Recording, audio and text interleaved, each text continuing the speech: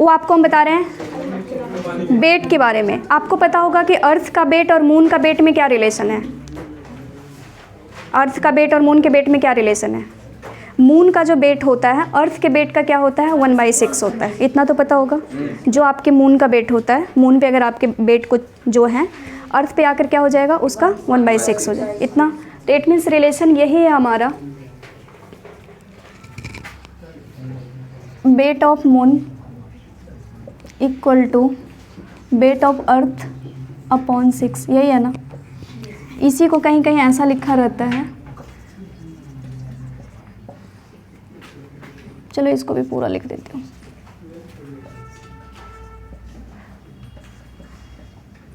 ऐसा भी अगर लिखा है तो कोई दिक्कत तो नहीं है। ये वाली ई को हटा देते हैं, क्लियर, दिक्कत नहीं है। यही रिलेशन, ये रिलेशन आता कहाँ से है, कैसे प्रूव करते हैं इसको। इसमें आपको क्या होना चाहिए। अच्छा एक चीज़ ये मुझे बताओ, जो आपका वेट होता है क्या फोर्स होता है, वही वेट ही तो फोर्स है ना। बताया था जिस फोर्स से अर्थ हमें क्या करती है अपनी तरफ अट्रैक्ट करती है, उसी फोर्स को क्या कह देते हैं, वेट नाम कहते हैं। तो आपको पता होगा इसमें फोर्स का फॉर्मूला पता है ना, कि फोर्स का फॉर्मूला क्या होता है। फोर्स का फॉर्मूला आपने क्या पढ़ा है, capital G m1 m2 upon r², यही पढ़ा है। तो इट मीन्स सबसे पहले हम किसका वेट निकालने जा रहे हैं,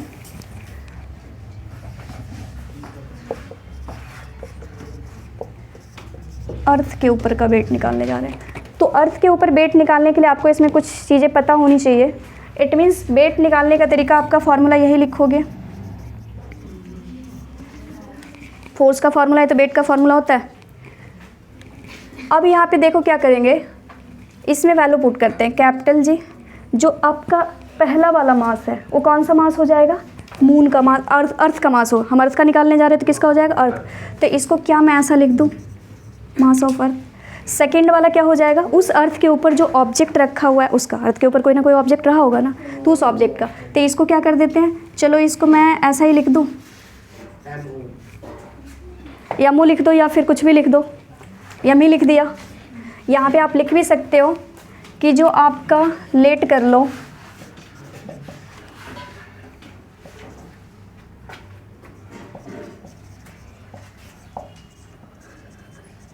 कितना हो जाएगा, मास ऑफ अर्थ को क्या लिखूं, ऐसा लिख दूं, और मास ऑफ ऑब्जेक्ट ये आपका, ये लेट कर लिया, क्लियर।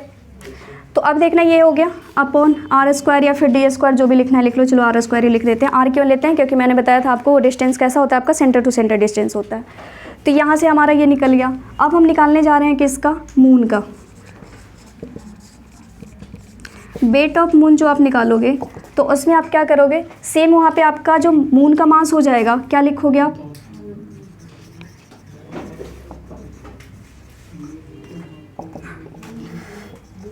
ऐसा लिख दो WM, या तो कैपिटल कर देते हैं, वहाँ पे कैपिटल लिया है तो WM कर। सेम यहाँ पे ऑब्जेक्ट का मास तो यही रहेगा, ऑब्जेक्ट का मास तो चेंज होगा नहीं। अरे भाई जो अर्थ पे ऑब्जेक्ट था वही तो ऊपर जाएगा, तो ऑब्जेक्ट सेम रहेगा तो वही रहेगा।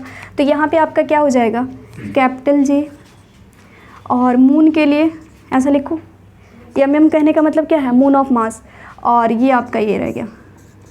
अब देखो दोनों जो आपने वेट निकाला है ना, किसका किसका निकाला है, अर्थ का वेट निकाला है और साथ में आपने किसका निकाला है, मून का वेट निकाला है। दोनों को क्या करते हैं, दोनों आपका रेसिप्रोकल मतलब डिवाइड में आएगा। क्यों आएगा, क्योंकि दोनों के बीच का रिलेशन क्या है आपका, अर्थ के वेट का 1/6 होता है। तो यहाँ पे आप सिंपल से एक लाइन लिखोगे, weight of moon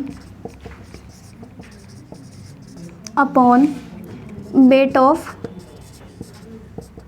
earth equal to, moon का वेट क्या निकाला है हमने, दिख रहा है आपको, कैपिटल G। अब ये डिवाइड ऐसा लिखा हुआ है, क्या इसको आप ऐसा भी लिख सकते हो, तो मैं यहाँ नीचे ना लिख करके क्या मैं यहाँ लिख दूँ, तो आपका मून का क्या हो जाएगा, कैपिटल है ना दोनों। तो चलो यहाँ पे क्या किसका लिख देंगे, अर्थ का लिख देंगे, कैपिटल G अपॉन r²। अब देखो आपको यहाँ के बाद पता होगा कि ये क्या हो जाएंगे आपके, डिवाइड मल्टीप्लाई में जाएगा तो ये आपके क्या हो जाएंगे, रेसिप्रोकल हो जाएंगे। तो जब आप इसको रेसिप्रोकल करोगे,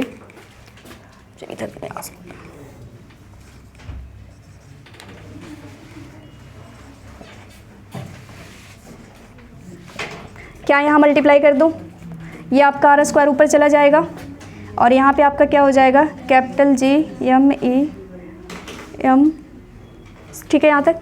इसमें देखो क्या क्या चीज़ें कैंसिल हो रही है, इससे इसको कैंसिल कर दूँ, जी से जी कैंसिल कर दिया, एम से एम को कैंसिल कर दूँ, आर से आर को कैंसिल कर दूँ, तो आपका जो है wait of moon upon weight of अर्थ क्या आ चुका है,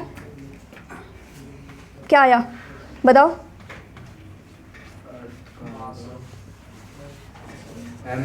मास ऑफ मून अपॉन, चल कहाँ तक हम पहुँचे थे, वेट ऑफ मून या फिर wait of moon upon weight of अर्थ। क्या क्या बच चुका था, इतने ही रिलेशन हमारे पास बचे थे, यहीं तक पहुंच चुके थे। इसमें आपको किसका किसका पता होना चाहिए, मून का मास पता होना चाहिए और अर्थ का मास पता। तो ये आपके क्वेश्चन में गिवन होते हैं, बुक में भी दिए रहते हैं, रटने की कोई ज़रूरत नहीं है। अगर ऐसा क्वेश्चन आपको आए सॉल्व करने के लिए तो ब्रैकेट में दिया रहता है, वो जैसे दे देता है ना जी की वैल्यू इतना लो, जी की वैल्यू इतना लो, तो ये क्वेश्चन में दिए हैं जो कि आपके बुक में भी दिया हुआ है। तो यहाँ पे देखो अर्थ का मास जो दिया हुआ है, मास ऑफ अर्थ आपका दे रखा है 5.98 इंटू 10⁻20, और जो आपका मास ऑफ मून दिया हुआ है ये आपका दे रखा है 7.36 इंटू 10⁻22। इतनी चीज़ें आपके क्या है गिवन है। तो इसको क्या मैं शॉर्टली ऐसा लिखूँ, पूरा लिखने से तो बेटर है कि ये लिख दो, इक्वल टू मून का मास आपका कितना दे रखा है 7.36 इंटू 10⁻22, नीचे आपका देगा 24, ये दिया हुआ है। अब देखो आपको पता होगा सेम बेस होता है, हर पावर जब डिवाइड में आती है तो पावर को क्या करते हैं, माइनस होगा। सेम बेस होने पे पावर डिवाइड में होगा तो क्या होगा, पावर माइनस होगा। तो जब ये आपका पावर माइनस होगा तो क्या हो जाएगा 7.36 इंटू 10⁻22 माइनस ऊपर जाके क्या ऐसा हो जाएगा, नीचे क्या बच चुका है आपका 5.98, सिर्फ यही बचा।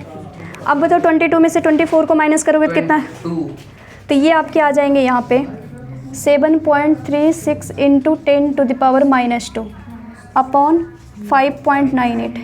आपको ये चीज़ पता होगा, अगर पावर माइनस में होता है तो प्लस में करने के लिए 1 अपॉन रेसिप्रोकल में लिखते हैं, कहीं भी आपको लिखा हुआ है 10⁻⁻2 तो इसका मतलब क्या हो जाएगा, ये होता है, पता ही होगा सबको। तो इट मीन्स इसको आप क्या लिख सकते हो, वेट ऑफ मून,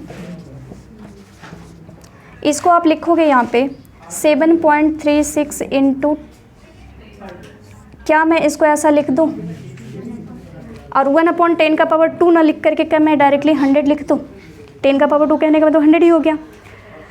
और नीचे क्या था आपका 5.98। अब देखना क्या करना है, इसके डेसिमल आप हटाओगे नीचे क्या आ जाएगा 100, इसकी डेसिमल हटाओगे ऊपर क्या आ जाएगा 100। क्या मैं इस 100 से 100 को कैंसिल कर दूँ, तो जब आप इसको कैंसिल कर दोगे और फिर फर्दर जब आप इसको डिवाइड करोगे तो ये कुछ आपका इतना आएगा 0.165, कितना आएगा 0.165 आएगा। और इसी को अप्रॉक्सीमेट करके हम क्या लिख देते हैं, weight of moon upon weight of earth equal to 1/6। Clear, क्या लिख दिया 1/6। 0.165 को अगर सॉल्व करोगे तो रेसिप्रोकल में यही, इट मीन्स 6 को जब 6 से इसको डिवाइड करोगे ना तो ये आएगा और इसके बदले में क्या आएगा, ये आएगा। तो 1/6 आ गया। अब बताओ ये डिवाइड में इधर जाने के बाद मल्टीप्लाई हो जाएगा, तो जब ये आपका मल्टीप्लाई में जाएगा तो क्या आपका ऐसे कुछ आएगा,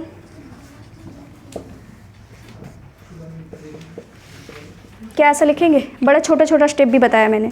अब बताओ इसको 1 से मल्टीप्लाई कर दोगे यही चीज़ आ जाएगा, तो weight of moon equal to क्या हो जाएगा, वेट ऑफ अर्थ अपॉन 6। इसको या तो आप ऐसा लिखो, नहीं तो फिर आप क्या लिख सकते हो, weight of moon equal to 1/6, क्या ऐसा भी लिख सकते हैं। बस यही रिलेशन लाना था और हमारा क्या हो चुका है, आ चुका है।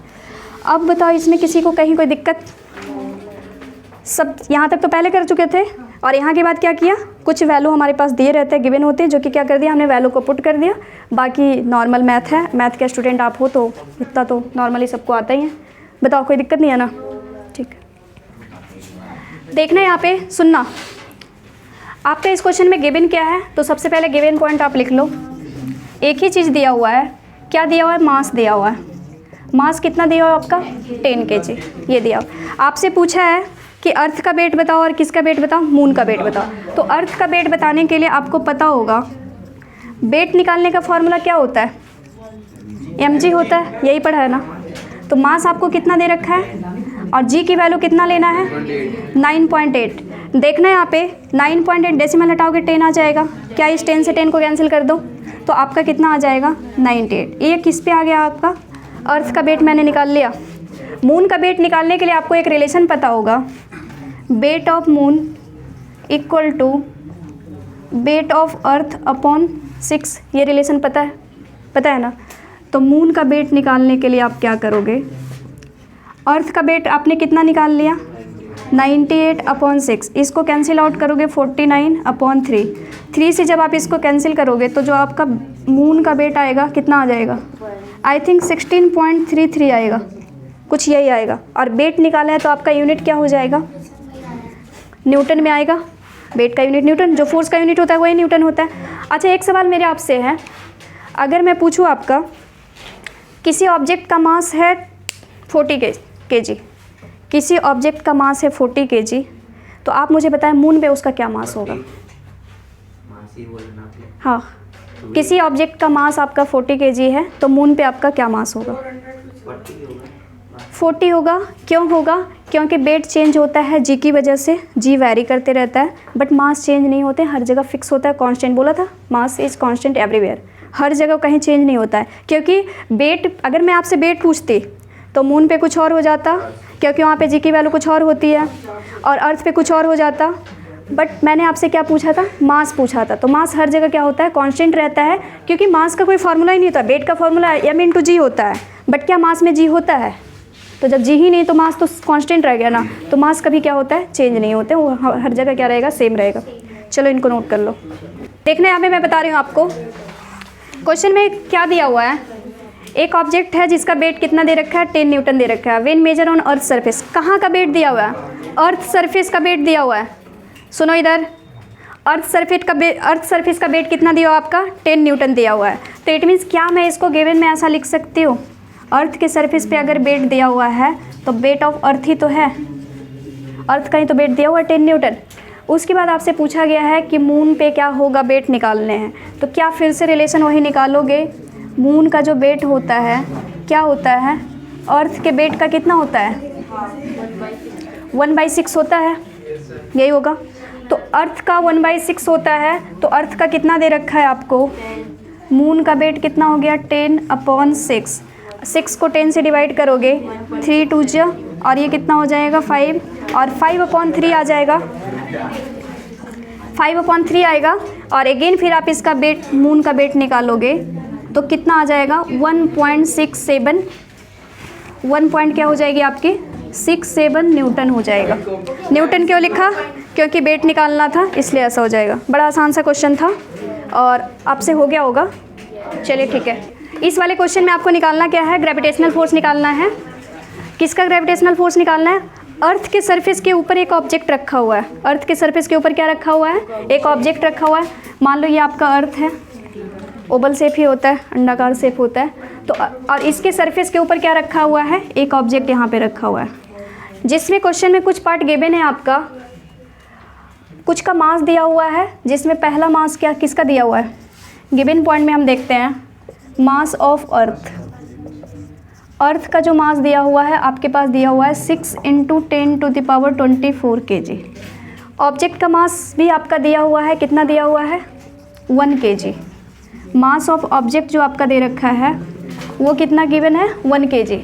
दिख रहा है आपको ऑब्जेक्ट का मास कहाँ दिया हुआ है, ये देखो ऑब्जेक्ट जो रखा हुआ है कितने का रखा हुआ है, 1 kg का ऑब्जेक्ट उस अर्थ के सरफेस पे रखा हुआ है। और क्वेश्चन में आपको दे रखा है कैपिटल जी की वैल्यू, कैपिटल जी की वैल्यू आपके कितने दे रखे हैं, 6.67 × 10⁻11 न्यूटन मीटर स्क्वायर पर kg स्क्वायर, ये दिया हुआ है। उसके बाद आपका अर्थ का रेडियस दिया हुआ है, रेडियस ऑफ अर्थ, ये जो आपको दे रखा है 6.4 × 10⁻6 मीटर, या तो मीटर में दिया है, हमें रेडियस या डिस्टेंस किस में चाहिए, मीटर में चाहिए, ऑलरेडी मीटर में गिवन है, नहीं तो फिर दूसरे फॉर्म में किलोमीटर में दिया हुआ है, किलोमीटर को मीटर में कन्वर्ट करोगे तो यही चीज़ आ जाएगा, पता है ना, क्योंकि 1 किलोमीटर इक्वल टू 1000 आ जाएगा, तो 3 जीरो यहाँ से और ऐड हो जाएगा, फिर इसका स्टैंडर्ड फॉर्म निकालोगे तो 6.4 × 10⁻6 ही आ जाएगा। तो रेडियस लिख लिया। अभी तक हमने कुछ किया नहीं है, सिर्फ इतना किया कि जो क्वेश्चन में गिवन पार्ट था बस उसको लिख दिया। हमें निकालना क्या है, ग्रेविटेशनल फोर्स। ग्रेविटेशनल फोर्स का फॉर्मूला आपको पता है, क्या पता है, capital G m1 m2 upon r²। अब देखना यहाँ पे कैपिटल G, जिसकी जिसकी वैल्यू आपको पता है उसकी वैल्यू क्या कर दो, पुट कर दो। कैपिटल G की वैल्यू आपको पता है 6.67 × 10⁻11। अगेन फिर आपका ये पहला वाला ऑब्जेक्ट का मास है, दूसरे वाले ऑब्जेक्ट, तो बड़ा वाला पहला हो जाएगा, छोटे वाला दूसरा हो जाएगा, तो बड़ा वाला आपका अर्थ है ना, तो m1 आपका क्या है, इट मीन्स अर्थ वाला जो है आपका ये क्या हो जाएगा, m1 हो जाएगा, और ये क्या हो जाएगा आपका m2 हो जाएगा। तो अर्थ का जो आपका दे रखा है वो कितना दे रखा है, 6 × 10⁻24।